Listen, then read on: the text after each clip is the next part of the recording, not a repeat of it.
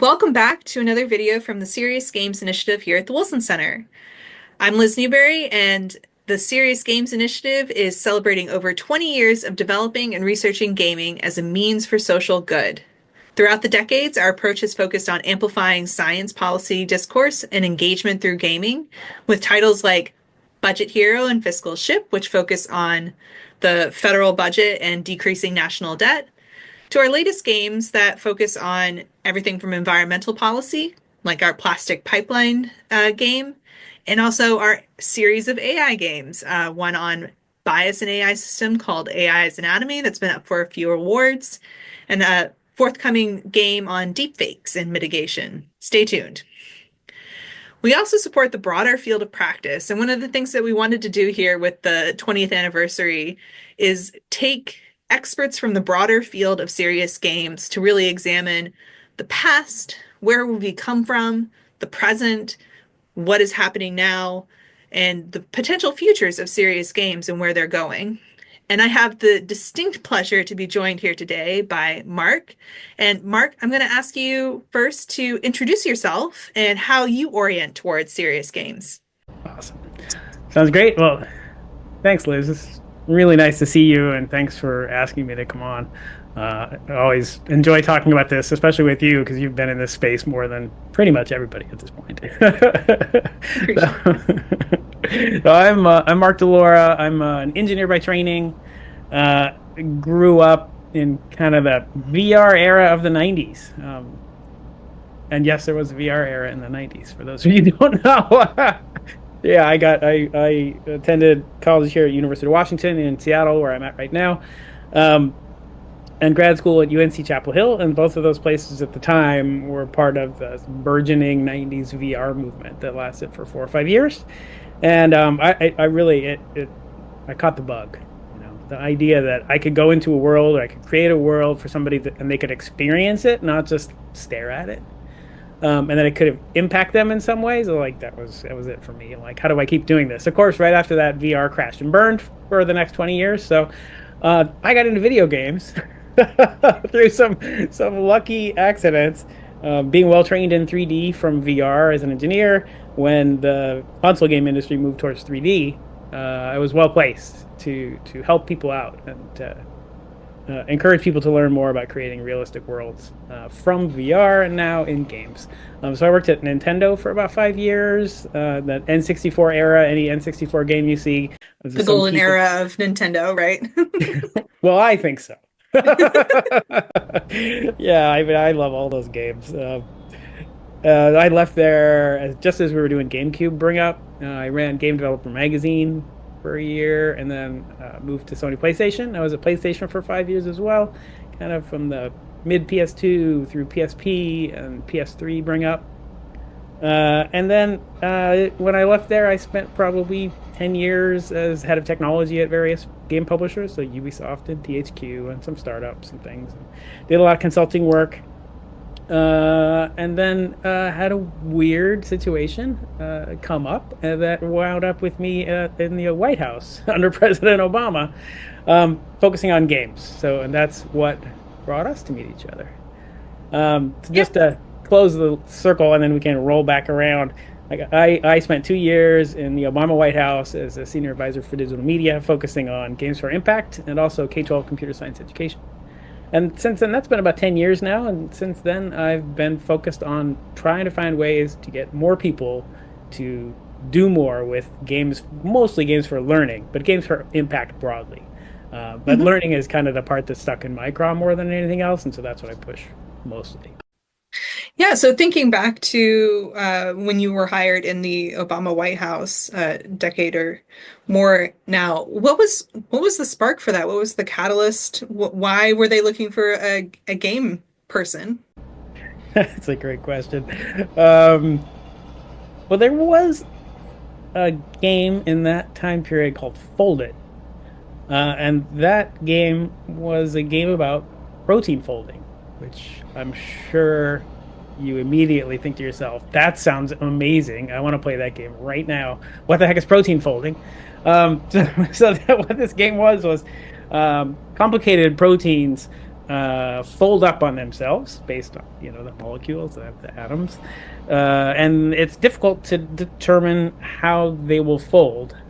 Um, or how they have folded. So if you look out in the wild, you see some complicated enzyme, some complicated protein.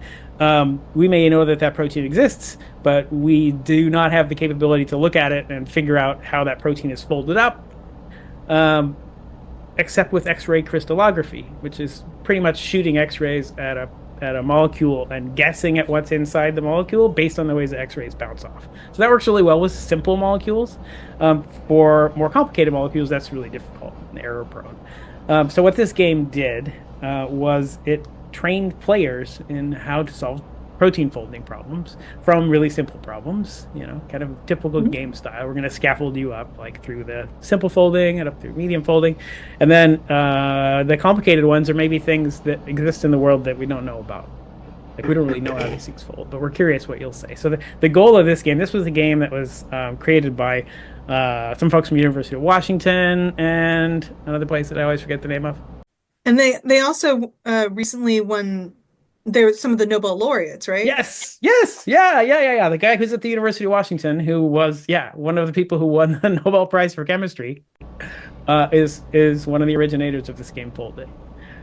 What made this game impactful was that somebody thought, well, what if I could take these complicated problems? We had problems right then with figuring out the structures of HIV-related enzymes and proteins. And so they gave those as, problems in the game to the player base. And the player base, like this one particular HIV-related enzyme, the community of 10,000 players solved this structure of this enzyme in 10 days. And scientists had been trying to figure out for 10 years what it was shaped Yeah. like. And this actually resulted in some medications related to HIV. So it had an impact in the world. All right, so that's a long story. So this, people see It's this a and good they're story like, though. It's a good story. it is amazing, I think. And the fact that they just recently won the Nobel Prize. I'm just like, oh, that's so great.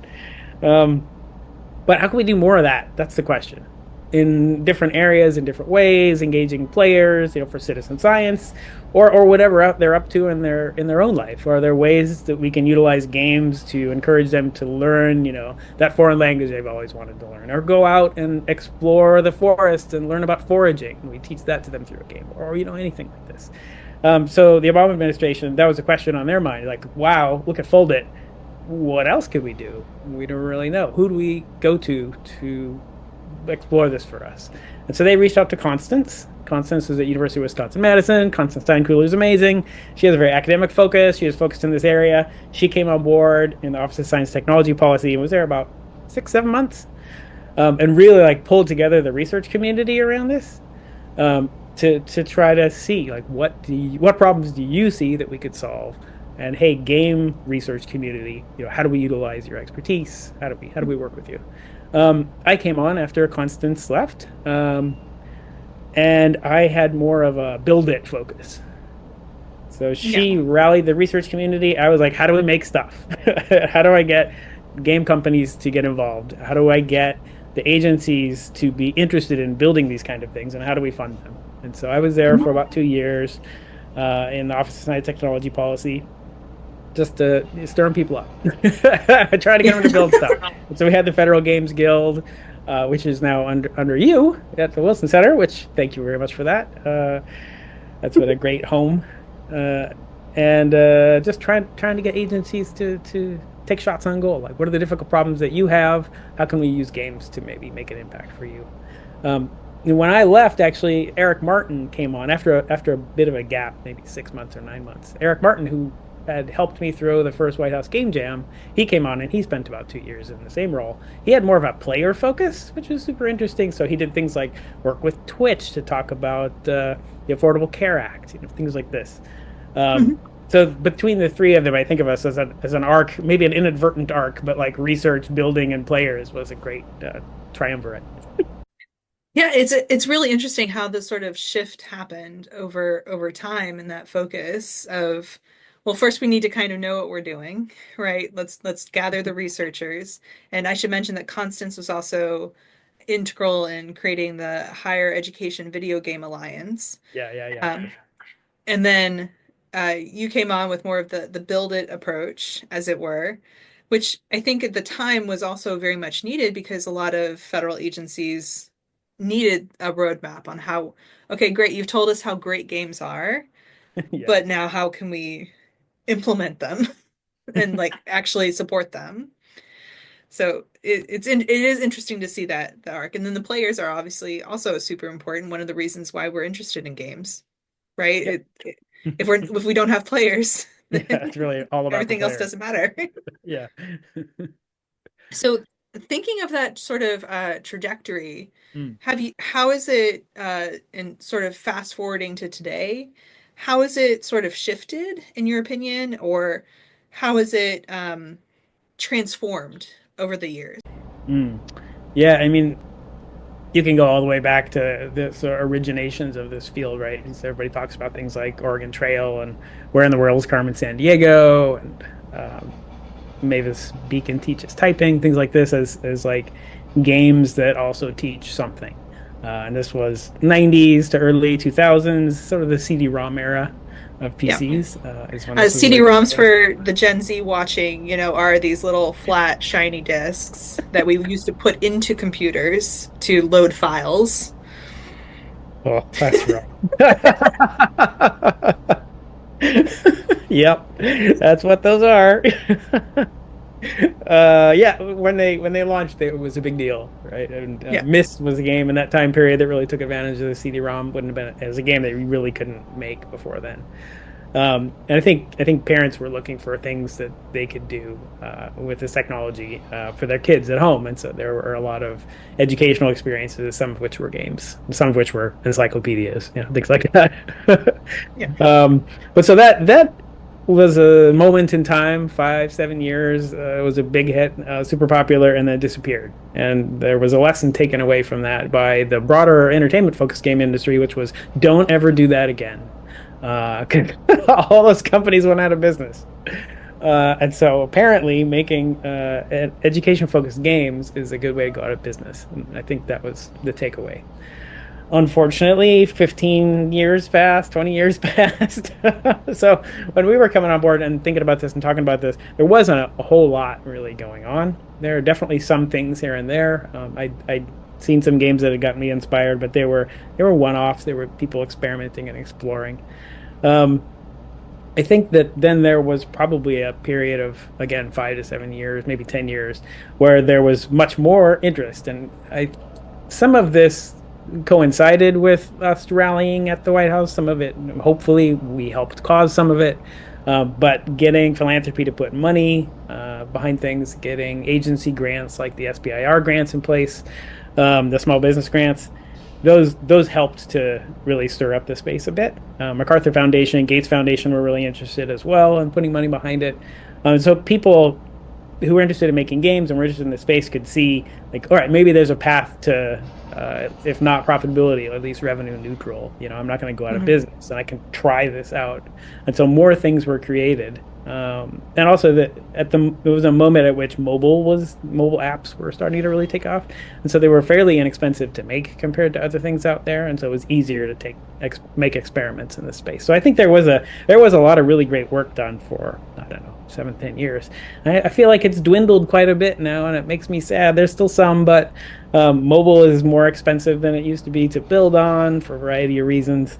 Consoles still, you just don't go there, and people don't even experiment because it's expensive and the Mhm. market's not really understood. Agency grants are still a great place, and the work you've been doing at the Wilson Center is fantastic. Yeah, and in fact, what we can link to some of those federal grant opportunities in our descriptions for this video on YouTube and wherever it lands on the internet. Yeah, So, that sounds great. Like the Ed Games Expo, I think is probably one thing to really highlight, which is it's an annual event that highlights all of the games for learning and adjacent games that were funded through Department of Education and sometimes also NIH, NEA, NEH, Wilson Center. well, But we don't fund, but we were happy to create games. Other agencies that have kind of gotten on board are like IMLS, mm, that's Museum and Library Services, and CDC has actually also produced a couple of games recently. Department of State has also created a couple of games and game-based initiatives. So there is a whole wide spectrum, but SBIRs are really, I think, some of the backbone of the industry, especially historically, and getting some of these small indie companies bolstered up for learning, like you're saying. Yeah. It's I always kind of describe it when I whinge and complain about how difficult the market is and how difficult it is to build things like this. Sorry.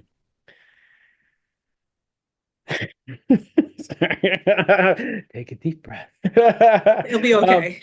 yeah, well, what I always think about is like it's I love that people are taking making experiments. Like when I talk to a developer and they're going to try to make a learning game, I just want to give them a big hug. I'm like, you're the best. What I really want is for you to be able to make two. Because I want you to make one and then not go out of business, and then you'll have learned a bunch of stuff, and the next one you'll make could be even more amazing. So like, how do we bridge that gap? We need to reducing the risk is a big part of this. And one of the things that you and I have talked about a little bit is it's a different variety to make a learning game, right? It's a different skill set. It's not just usability testing that you have to do for games, but you have to also make sure the learning is actually happening. Right. So have you seen that change over the past couple of years? Yeah, for sure. I mean, I feel like this was one of the things learned by the Glass Lab experiment. So Glass is short for Games Learning and Assessment, was an effort that was funded by MacArthur Foundation, Gates Foundation, Electronic Arts, ESA, the Entertainment Software Association, Pearson, I think Scholastic got involved. There, the acronym soup of interesting companies. What else am I forgetting? Yeah, some they funded this effort and it was based at Electronic Arts. So Electronic Arts offered a studio space and some game engine technology with the idea that they would be funded for 3 years through Gates and MacArthur to experiment with creating games for assessment, or Hmm. mostly for real-time assessment. So as you're playing a game, if the game is about math, how do I know that you've learned how to do multiplication so that I know now that we're going to move on to division, you've already got that worked out. So that assessment system. So Glass Lab, one of the things that I think was a really strong takeaway from them was the importance of teaming up with teachers. Like it seems like a simple thing to say now, but yeah, the idea that if you're an entertainment company making an educational game, you should also partner up with an educational expert. Vice versa, if you're an education expert and you want to make a game, you should try to partner up with a game development expert, and you'll end up with a stronger product. And finding ways to get, if you're targeting K-12, doing some curriculum alignment goes a long, long way. And it's a Hmm. little complicated. So again, you got to look for those experts. So I think we've learned those lessons. That's one great thing I can point to over the years that I think is ingrained now in the field. I'm Hmm. sure many more lessons to come. Yes, and so looking to the future, the horizons of we've have some lessons learned behind us. What do you hope is the next step in the serious games or games for learning field? What do you hope is on the horizon for it? I've been mulling over this a lot lately. I tend to shortcut when I talk about games for learning. I that's really like all impact games for me, because I think at their core, games are learning machines, no matter what. Whether it's teaching you to jump over a chasm and avoid the monster and kill the boss, or how to do math, or speak Japanese, or balance your checkbook, you're learning something, right? Um, so this field I think of as games for learning. The challenges that we're at now, I think when I'm thinking about where we're going from here, it's their VR was really popular for a hot second, and so I got really excited coming from VR that we were going to do some interesting things around learning in VR. But the hardware is still, kind of expensive for classrooms. There's not an established market for learning products there. And if you go on to, I've got a Quest 3 over there. If you go on the Quest store right now, you'll find a bunch of language learning related stuff because language learning is something that companies have managed to be profitable at. So you'll find a bunch of it. You'll find a bunch of it that's not super awesome, and some that is pretty awesome. But I'll take what I can get. I'm glad people are experimenting and we're learning things. What I think my dismay is that we're once again at a point in time where making games is expensive. And we don't have a storefront for learning games that works for teachers. We don't have easy integration into LMSs for people who want to do K-12. Um, so I'm really left with a sort of I'm cogitating about informal learning again. Mhm. And why is it that we're not at a position where when somebody thinks to themselves, I want to learn to be a better runner, they think I should download a game like Zombies Run that's going to encourage me to run, by doing sprints or whatever. I want them to Because the think zombies are chasing you, right? because the zombies are Yeah. chasing you, right? Yeah, this is an audio game if you haven't heard of it. It's pretty fantastic. Um, but if you're doing something, you're trying to learn something, why aren't you going to the thing that makes learning more engaging and more straightforward? It's not in the zeitgeist. Apart from language learning, where everybody's like, oh, I got to go download Duolingo or whatever. Like this one we've got, right? People think about this. Um, but why is it that it hasn't broken through in other places? There are plenty of things like adults want to learn in life. I want to learn how to build a table on a saw in my garage. How would I do that? Well, I could use VR for that. I could use a visualization tool, like something with Unreal, something with Unity, these 3D engines, to teach me from the basics the skills that I need to know, so that then I can get, and my boss level is like making this table in person, in reality. Augmented reality would help with that. VR would help with that, but they're not necessarily fundamental to it. You can do it in 3D and it still lands. But we haven't crossed the gap. So we need more experiments. We need more places for people to try these things. And we need to find ways to reduce risk so people will build them. It's a little bit the Yeah, story we've talked about a lot. it reminds me when you're talking about a lot of people go to YouTube nowadays, which we support. Yeah. Thank you for watching this video.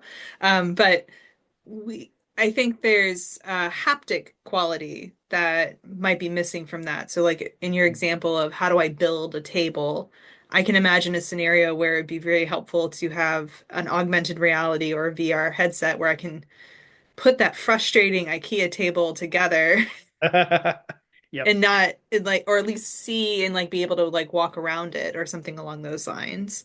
Yeah. Similar with like STEM learning, wouldn't it be so cool to do Foldit, but like with haptic Yeah. qualities? Right? Yeah, it would be amazing. Or I think about why isn't there an app that helps me learn to cook? And it does it from the very basics of cooking and then adds, different herbs and different techniques. And I can do it in like a Cooking Mama style VR game. I was about to say Cooking Mama isn't enough for you. I mean, Yeah. just I want the learning version of Cooking Mama that's got like the scaffolding and you want to the have whole thing. Julia Child right next to you, helping you Now you're make talking. her cook the Yeah. thing. Yeah. I like this. Let's do it. Yeah, awesome. Yeah, well that is a interesting like look at the future, especially as we're at this intersection where, as you're pointing out, technology costs are a little high for most people to have access to VR, but maybe in the future we'll see that coming down Yeah. or AR improving, similar to Yeah. what you saw Yeah. with mobile gaming. Yeah, it is an interesting moment right now because the Quest 3S came out. This video has come out maybe a couple of weeks after the announcement of the 3S, which is a cost reduced, new VR platform that maybe could be better for schools. There's experiments going on at ASU, Arizona State University, around using VR to teach biology, which are super interesting. The Meta glasses, the Ray-Ban glasses, are have cameras and can talk to you and can be connected to AI. And so there's really Mhm. interesting things there. If we get displays as well, like super interesting things you can do with all of this, right? We just need an incentive system to encourage people to do it. That's the difficult part. Exactly. Well, we'll brainstorm in another time that incentive system, but I know our time is short. I want to say I really appreciate you giving all of your time to this interview, and it's always good to talk to you, Mark. So Yeah, it's always great to see you, and thank you for keeping the faith and continuing to do great work. I mean, you guys are one of the bright lights, as far as I'm concerned. Yeah, so thank you for that. I mean, you won an award at Games for Change. yeah, best Amazing. in environmental impact. So thank you Yeah. for plugging my game for me. I appreciate it. So We'll link it down below. we'll link it down below. Thank you so much, Mark, and thank you for everybody Absolutely. who is watching this video. We'll have more interviews, so stay tuned. Thank you. Thanks.